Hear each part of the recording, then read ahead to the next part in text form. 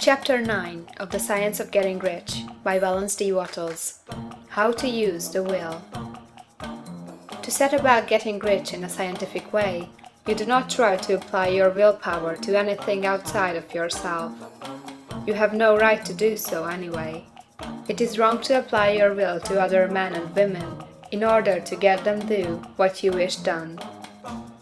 It is as flagrantly wrong to coerce people by mental power as it is to coerce them by physical power.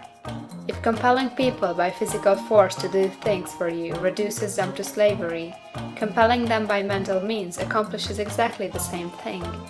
The only difference is in methods.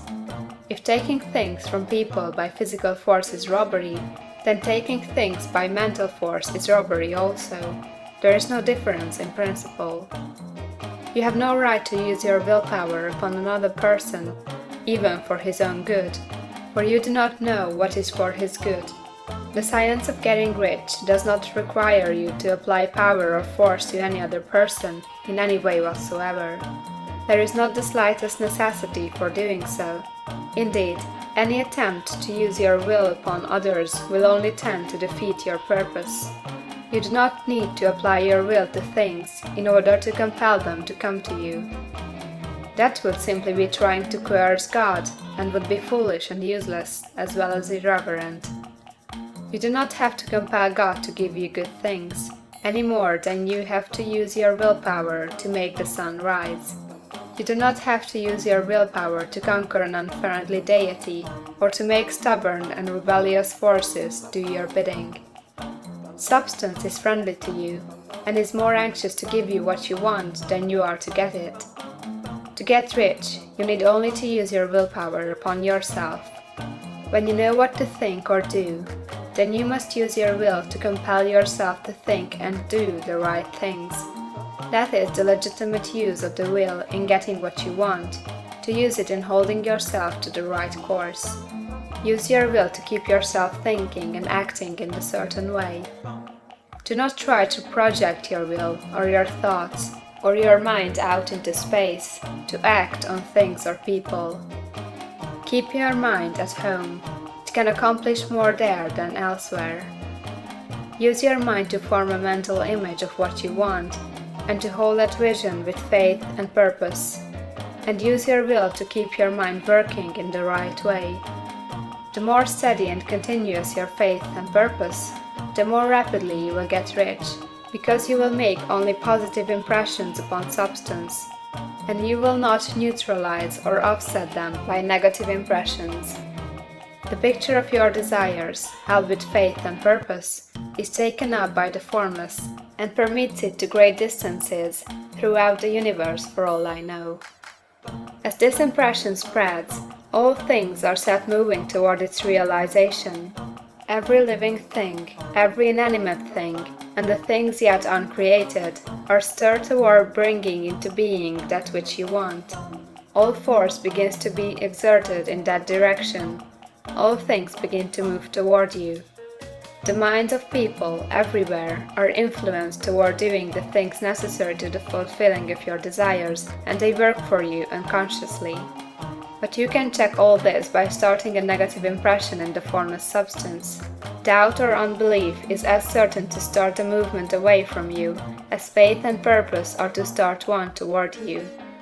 It is by not understanding this that most people who try to make use of mental science in getting rich make their failure.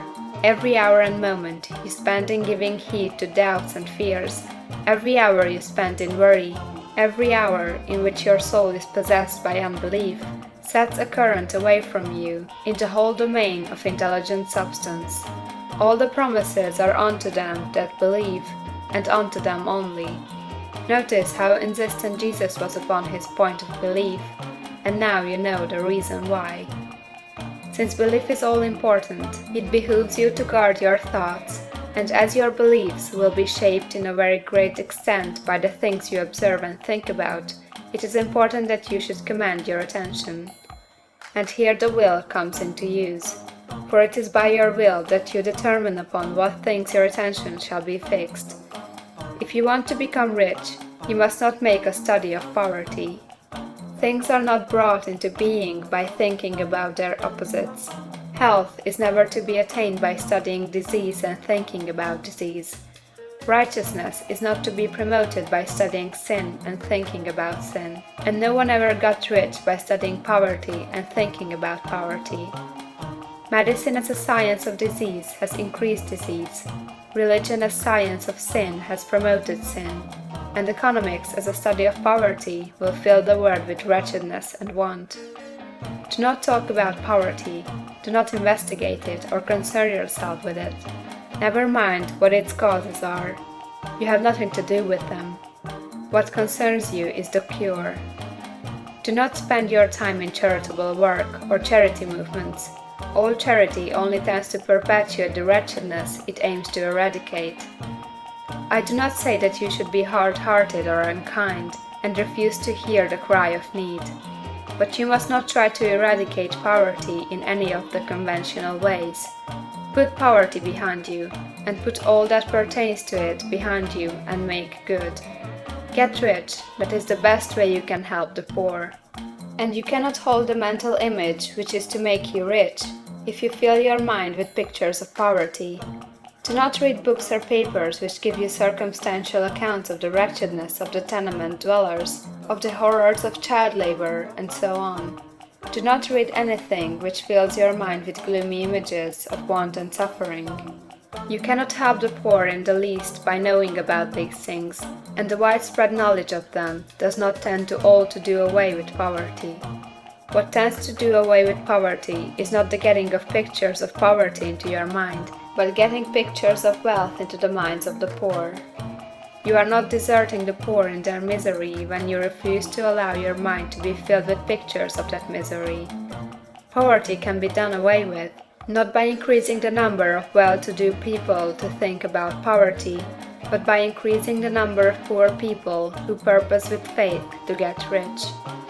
The poor do not need charity, they need inspiration. Charity only sends them a loaf of bread to keep them alive in their wretchedness, or gives them an entertainment to make them forget for an hour or two, but inspiration will cause them to rise out of their misery.